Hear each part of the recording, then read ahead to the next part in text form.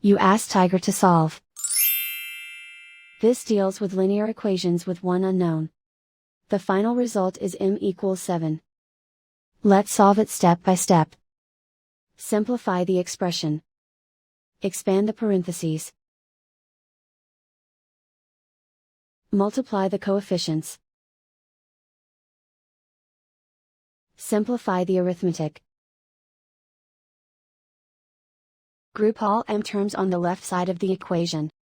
Subtract 4m from both sides. Group like terms. Simplify the arithmetic. Group like terms. Simplify the arithmetic. Group all constants on the right side of the equation. Subtract 15 from both sides.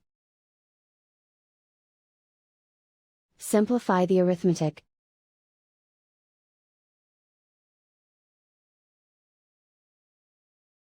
Isolate the m. Divide both sides by 2. Simplify the fraction. Find the greatest common factor of the numerator and denominator. Factor out and cancel the greatest common factor. And so the final result is m equals 7.